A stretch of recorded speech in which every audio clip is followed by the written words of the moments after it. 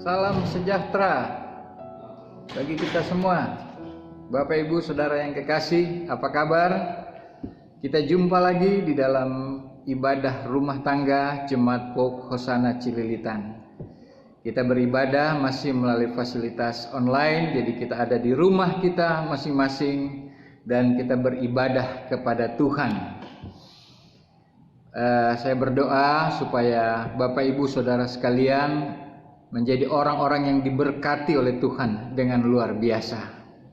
Kita akan belajar firman Tuhan bersama-sama dan saya akan membacakan bagi kita semua beberapa ayat firman Tuhan dan nanti kita akan merenungkannya, dan biarlah Roh Kudus yang akan menuntun dan membimbing kita sehingga setiap firman Tuhan yang kita baca dan kita renungkan itu boleh menjadi berkat bagi kita semua.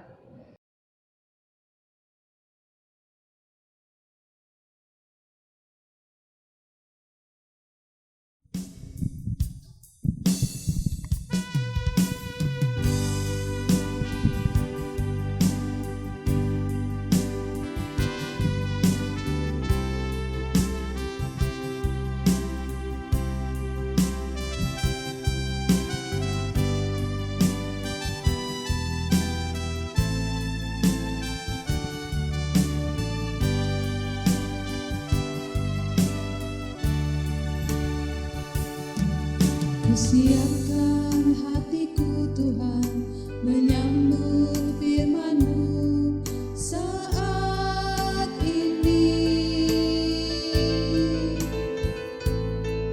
Aku sujud menyembah Engkau dalam hadirat-Mu saat ini. Curahkanlah kepada umat-Mu saat ini. Ku siapkan hatiku Tuhan mendengar firman-Mu.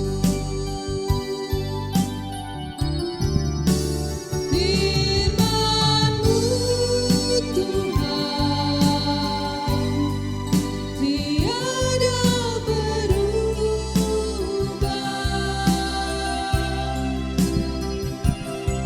sejak semulanya dan selama-lamanya tiada berubah.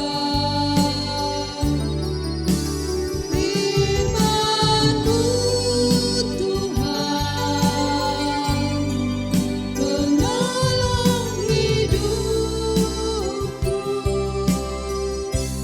Ku siapkan hatiku Tuhan menyambut firman-Mu. Mari kita satu di dalam doa. Bapa di surga, di dalam Tuhan Yesus Kristus, kami sungguh bersyukur kepadamu karena Engkau memiliki kasih yang luar biasa bagi kehidupan kami. Di dalam masa-masa sukar seperti saat ini, kami tetap dapat beribadah kepadamu dan kami tetap dapat merasakan kasih dan tuntunan Tuhan bagi kehidupan kami. Untuk itu Bapa, kami akan membaca firman-Mu yang kudus. Karuniakanlah kepada kami Roh Kudus-Mu agar setiap firman yang kami baca dan kami renungkan boleh memberkati kami semua.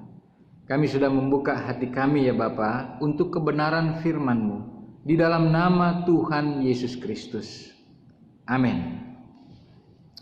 Pembacaan kita pada hari ini terambil di dalam kitab Kejadian pasalnya yang ke-45, yaitu kisah tentang Yusuf yang memperkenalkan dirinya kepada saudara-saudaranya. Ini adalah bagian daripada kisah Yusuf yang telah menjadi seorang yang penting di dalam kerajaan Mesir pada waktu itu, di mana dia diberi kepercayaan oleh Raja Mesir untuk menjadi orang nomor 2, diberi tanggung jawab untuk memimpin kerajaan di Mesir, terutama di dalam menghadapi masa-masa sukar pada waktu itu karena terjadi bencana kelaparan. Saudaraku yang kekasih, Tuhan kita adalah Tuhan yang paling ahli di dalam mengubah situasi atau keadaan-keadaan yang tidak baik berubah menjadi baik. Sepanjang sejarah Alkitab maupun kehidupan kita telah membuktikannya. Seringkali kita atau mata kita tidak dapat melihatnya atas pekerjaan-pekerjaan Tuhan yang besar tersebut. Bila suatu keadaan buruk menimpa, biasanya fokus kita pada keadaan tersebut dan gagal untuk melihat lebih jauh dari hal-hal buruk tersebut. Harusnya kita melihat pandemi COVID-19 ini yang saat ini terjadi sebagai akademi. Kita seharusnya menjadikan masa-masa sukar saat ini untuk belajar mengenal Tuhan dan jalan-jalannya. Saya akan membaca bagian Alkitab, Kejadian 45 ayat 1 sampai dengan ayat yang ke-9. Demikian firman Tuhan. Ketika itu Yusuf tidak dapat menahan hatinya lagi di depan semua orang yang berdiri di dekatnya. Lalu berserulah ia, "Suruhlah mereka keluar semua dari sini." Maka tidak ada seorang pun yang tinggal di situ bersama-sama Yusuf ketika ia memperkenalkan dirinya kepada saudara-saudaranya. Setelah itu menangislah ia keras-keras sehingga kedengaran kepada orang Mesir dan kepada seisi istana Firaun. Dan Yusuf berkata kepada saudara-saudaranya, "Akulah Yusuf, masih hidupkah Bapa?" Tetapi saudara-saudaranya tidak dapat menjawabnya sebab mereka takut dan gemetar terhadap dia. Lalu kata Yusuf kepada saudara-saudaranya itu, "Marilah dekat-dekat." Maka mendekatlah mereka. Katanya lagi, "Akulah Yusuf saudaramu yang kamu jual ke Mesir. Tetapi sekarang janganlah bersusah hati dan janganlah menyesali diri, karena kamu menjual aku ke sini, sebab untuk memelihara kehidupanlah Allah menyuruh aku mendahului kamu. Karena telah 2 tahun ada kelaparan dalam negeri ini, dan selama 5 tahun lagi orang tidak akan membajak atau menuai. Maka Allah telah menyuruh aku mendahului kamu untuk menjamin kelanjutan keturunanmu di bumi ini, dan untuk memelihara hidupmu, sehingga sebagian besar daripadamu tertolong. Jadi, bukanlah kamu yang menyuruh aku ke sini, tetapi Allah. Dialah yang telah menempatkan aku sebagai bapa bagi Firaun dan tuan atas seluruh istananya dan sebagai kuasa atas seluruh tanah Mesir.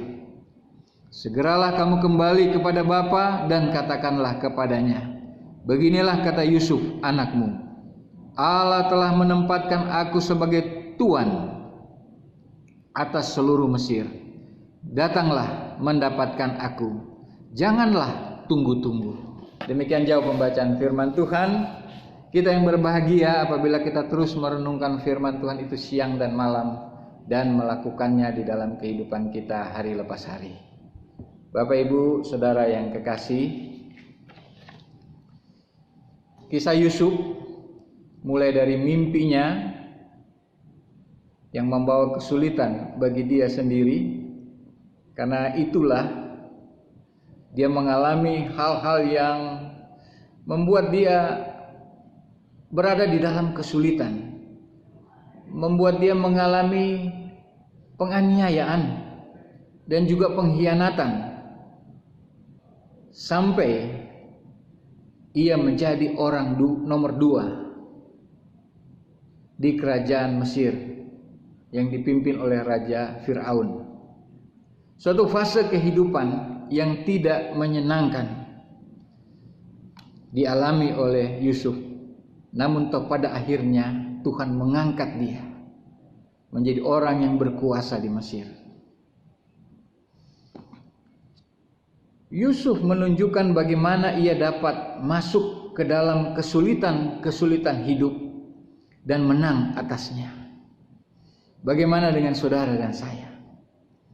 Melalui kisah Yusuf ini, marilah kita belajar tentang seorang pribadi yang kenal betul siapa Tuhan dan juga jalan-jalannya.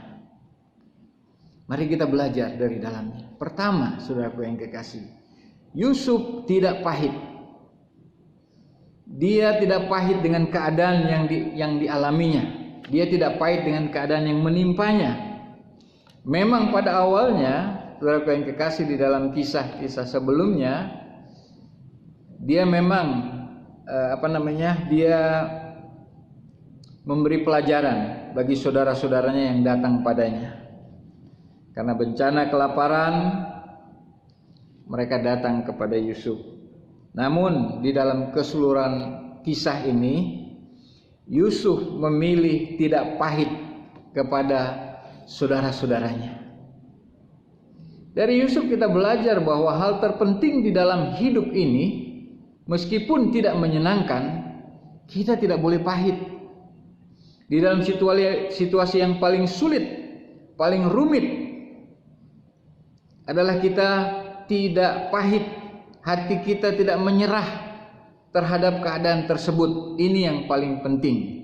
Jangan kita izinkan panah dari kerajaan kegelapan menguasai hati kita. Jangan sampai kita marah dan pahit, atau keadaan kita berubah menjadi negatif karena keadaan tersebut. Padahal saudaraku yang kekasih, kita harus tahu bahwa situasi dan keadaan seperti saat-saat yang kita alami pada saat ini memang diizinkan oleh Tuhan. Lewat peristiwa yang tidak menyenangkan, Tuhan mau mengubah hidup kita menjadi lebih baik, menjadi lebih bermakna. Ingat saudaraku yang kekasih, Dia adalah Tuhan atas perubahan. He is the God of life converter. Saudaraku yang kekasih, di dalam kehidupan kita sebagai orang-orang percaya, janganlah kita pahit, saudaraku yang kekasih, karena kita tahu bahwa kepahitan membawa kita kepada kehidupan yang akan mengalami kehancuran, kehidupan yang bermakna negatif di dalam kehidupan kita. Saudara, kita harus yakin dan percaya bahwa situasi dan keadaan diizinkan oleh Tuhan, bukan untuk membuat kita menjadi orang-orang yang pahit. Namun, saudaraku yang kekasih, kita harus tahu ada rencana Tuhan yang indah di dalam kehidupan kita. Yusuf memilih untuk tidak pahit karena dia tahu ada rencana dan rancangan yang indah di dalam kehidupan dan dalam kehidupannya. Demikian juga dengan kita, bahwa masa-masa sukar tidak akan membuat kita menjadi orang-orang yang pahit hidup kita, tetapi menjadi orang-orang di mana tahu bahwa kepahitan itu bukanlah jalan keluar, tetapi hidup di dalam kehendak Tuhanlah.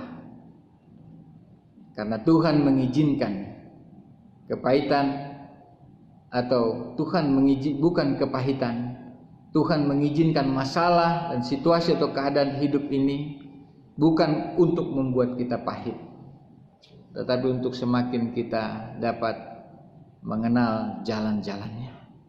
Yang kedua, kita mau belajar bahwa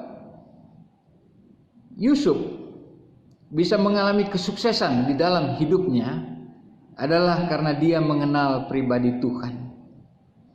Yusuf dapat melalui masa-masa sulit di dalam hidupnya karena ia mengenal siapa Tuhannya. Ia akrab dengan Tuhan dan dia tahu betul jalan-jalannya, bahwa Yusuf tahu jalan-jalan Tuhan, sehingga kesulitan, masalah, pengkhianatan dan lain sebagainya tidak membuat dirinya undur dari Tuhan, tidak membuat dirinya lari dari Tuhan.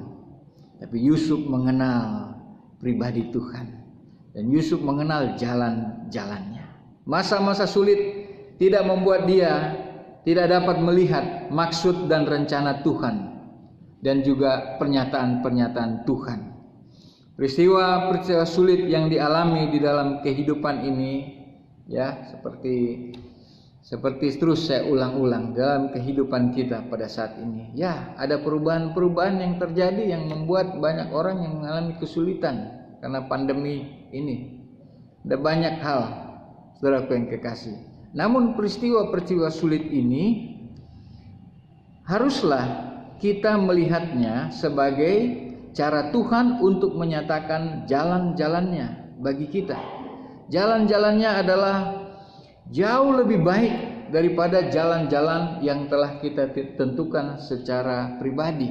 Ya, di dalam Yesaya 55 kita belajar bahwa seperti tingginya langit dari bumi, demikian jauh rencana dan rancangan Tuhan dalam kehidupan kita.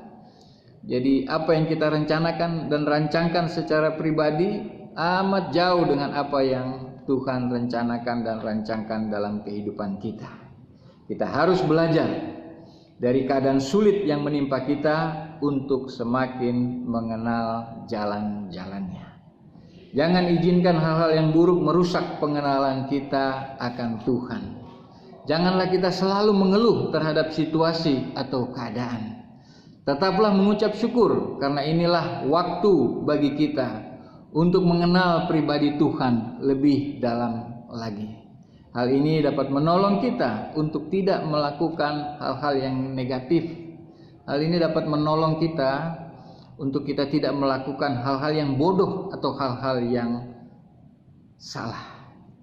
Satu hal yang penting bagi kita, bila terjadi sesuatu terhadap diri kita, yang paling penting adalah bukan peristiwa yang terjadi di dalam kehidupan kita, tetapi yang paling penting bagi kita adalah apa yang terjadi di dalam diri kita.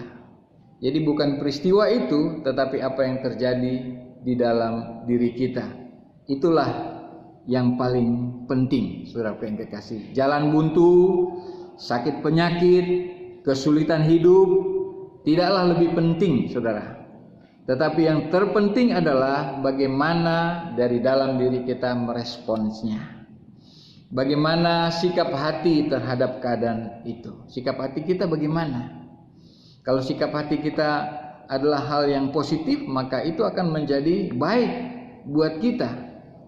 Karena kalau sudah berurusan dengan sikap hati, atau respons dari dalam diri kita, maka itu berurusan dengan iman kita, maka itu berurusan dengan kepercayaan kita. Kalau kepercayaan kita kepada Tuhan, inilah fase bagi kita untuk menerima pewahyuan Tuhan bagi kehidupan kita pada waktu kita mengalami pergumulan di dalam hidup ini. Ada maksud dan rencana Tuhan yang baik bagi kehidupan kita. Saudaraku yang kekasih di dalam Tuhan Yesus Kristus, Yusuf mampu melewati situasi dan keadaan karena ia kenal siapa Tuhannya. Dia mengenal siapa Tuhan yang sebenarnya. Ia sudah melihat rencana dan rancangannya. Ya, kita lihat di dalam ayatnya yang kelima. Ya, Yusuf berkata demikian kepada saudara-saudaranya. Tetapi sekarang janganlah bersusah hati dan janganlah menyesali diri. Ya, mereka merasa bersalah atas perbuatan mereka terhadap Yusuf. Karena kamu menjual aku ke sini, sebab untuk memelihara kehidupanlah Allah menyuruh aku mendahului kamu. Bagi Yusuf rencana Tuhan lebih penting dari apa yang dialaminya. Ia juga tidak melihat dirinya sebagai seorang penguasa yang sukses dan berhasil, tapi dia melihat kekuasaannya sebagai alat untuk melayani Tuhan. sebagai alat untuk melayani saudara-saudaranya, melayani situasi dan keadaan sulit. Jadi kekuasaan bukanlah suatu pencapaian, tetapi dia menganggap sebagai suatu pelayanan untuk melayani. Jadi cerita besarnya atau the big story-nya adalah yaitu bagaimana Tuhan memelihara keluarga ayahnya Yakub. Bagaimana Tuhan memelihara bangsanya di musim kelaparan, di masa-masa sulit. Jadi inilah pelajaran penting bagi kita semua, saudaraku yang kekasih. Seringkali kita terlalu membesar-besarkan masalah. Seringkali kita terlalu membesar-besarkan kesulitan hidup kita, seolah-olah sesuatu yang paling penting, seolah sesuatu yang utama yaitu kesulitan kita. Padahal krisis itu untuk melayani kehendak Tuhan. Inilah saatnya bagi kita semua, saudara kekasih, untuk membuka hati kepada Tuhan. Inilah momentum bagi kita di masa-masa saat ini untuk melihat pernyataan-pernyataan Tuhan bagi kehidupan kita, bagi keluarga kita, bagi persekutuan kita. Kita harus tetap bersyukur. Jadikan pandemi COVID-19 ini, seperti saya katakan sebelumnya, menjadi akademi COVID-19 di mana kita belajar di dalamnya bahwa kita sekarang ada di masa-masa di mana tujuan-tujuan ilahi akan digenapi di dalam kehidupan kita. Kalau pelajaran pertama, kita belajar untuk tidak pahit, ya, jangan kita pahit terhadap situasi dan keadaan, karena Tuhan kita paling ahli mengubah situasi atau keadaan yang tidak baik menjadi baik. Jangan pahit, saudara yang kasih. Pelajaran yang kedua, kita semua harus belajar tentang firman Tuhan. Kita harus mengenal Tuhan lebih lagi supaya kita tahu jalan-jalan Tuhan. Supaya waktu kita menghadapi kesulitan atau keadaan yang menghimpit kehidupan kita, kita harus tahu ada rencana dan rancangan di balik daripada semuanya itu. Yaitu rencana dan rancangan yang akan digenapi di dalam kehidupan kita. Dan rencana dan rancangan Tuhan bukanlah rancangan kecelakaan, tetapi hari depan yang penuh dengan pengharapan. Saudara yang kekasih, kita masih akan belajar lagi beberapa hal. Yang pertama, dari kisah Yusuf ini kita akan belajar tentang bagaimana kita mengampuni. Dan kita juga akan belajar yang keempat, bagaimana kita belajar bertanggung jawab. Kita akan lanjutkan pelajaran firman Tuhan ini di pertemuan kita selanjutnya. Karena waktulah, maka kita akan melanjutkan di ibadah kita selanjutnya, di mana saya akan menyampaikan bagian renungan yang kedua dari kisah Yusuf. Ya. Tema kita di dalam ibadah kita pada malam hari ini adalah mengenal Tuhan dan jalan-jalannya. Ini bagian yang pertama. Nanti bagian yang kedua kita akan mempelajari di pertemuan kita selanjutnya. Kiranya Bapak Ibu Saudara diberkati lewat renungan ini. Dan kita sama-sama berdoa supaya Tuhan menunjukkan jalan-jalannya kepada kita. Kita berdoa supaya situasi dan keadaan pada saat ini tidak membuat kita orang yang bereaksi negatif, pahit, tetapi orang yang selalu mengucap syukur. Karena kita tahu pengharapan kita kepada Tuhan, yaitu suatu rancangan yang indah bagi kehidupan kita. Mari kita satu di dalam doa. Bapa di surga, di dalam Tuhan Yesus Kristus, terima kasih buat renungan kami pada malam hari ini. Terima kasih karena Engkau hadir di tengah-tengah ibadah kami. Engkau hadir di tengah-tengah hamba-Mu ini dan mengurapi hamba-Mu dan mengurapi jemaat-Mu di rumah masing-masing. Engkau juga hadir bersama-sama dengan jemaat-Mu yang pada saat ini beribadah. Berkatilah jemaat Pope Hosana Cililitan Tuhan. Berkatilah setiap usaha, bisnis, pekerjaan. Berkati di dalam jemaat-Mu saat ini, di dalam rumah tangga, di dalam pengiringan akan Engkau ya Tuhan. Supaya kami semua semakin dewasa di dalam iman, dalam kami menghadapi masa-masa sukar seperti pada saat ini. Namun kami mau bersyukur kepadamu Tuhan. Di dalam pemerintahan kami pada saat ini, di dalam pemerintah kami berjuang untuk melawan pandemi COVID-19, di mana kami melihat ada penurunan di dalam mereka yang mengalami terjangkit virus dan juga peningkatan saudara-saudara kami yang mengalami kesembuhan. Kami berdoa Tuhan supaya korban jiwa yang terjadi di bangsa kami ini Tuhan dan di bangsa-bangsa lain semakin hari semakin menurun Tuhan, sampai melandai dan tidak lagi terjadi korban Tuhan. Kami berdoa Tuhan supaya negeri kami memenangkan peperangan melawan pandemi ini. Kami juga menyadari bahwa kalau Tuhan izinkan pandemi ini terjadi, pasti ada maksud dan rencana Tuhan. Biarlah dibalik daripada semuanya ini Tuhan, biarlah Tuhan nyatakan kehendak-Mu dan kami dapat melihat hari-hari bahagia ke depan bersama-sama dengan Tuhan. Terima kasih Bapa dalam surga. Hamba-Mu berdoa Tuhan untuk jemaat-Mu Tuhan, di dalam mendukung pelayanan di gereja kami di masa-masa kami sedang membangun di dalam pembangunan tahap 2 ini. Biarlah jemaat-Mu boleh berkontribusi untuk pembangunan ini, supaya pembangunan tahap 2 gereja kami dapat selesai secepatnya. Terima kasih Bapa dalam surga, terima kasih. Engkau baik, Engkau sungguh baik. Kami yakin dan percaya di dalam ibadah-ibadah kami selanjutnya nanti Tuhan, kami akan dapat beribadah dengan bertatap muka, baik di dalam ibadah rumah tangga maupun di dalam ibadah minggu kami, serta dalam ibadah-ibadah selanjutnya. Berkatilah program pelayanan di gereja kami. Ini doa kami Bapa, kami naikkan semuanya ini di dalam nama Tuhan Yesus yang sudah mengajar kami berdoa. Bapa kami yang di sorga, dikuduskanlah nama-Mu, datanglah kerajaan-Mu, jadilah kehendak-Mu di bumi seperti di sorga. Berikanlah kami pada hari ini makanan kami yang secukupnya, dan ampunilah kami akan kesalahan kami, seperti kami juga sudah mengampuni orang yang bersalah kepada kami. Dan janganlah bawa kami ke dalam pencobaan, tetapi lepaskanlah kami daripada yang jahat. Karena Engkaulah yang mempunyai kerajaan dan kuasa dan kemuliaan sampai selama-lamanya. Amin.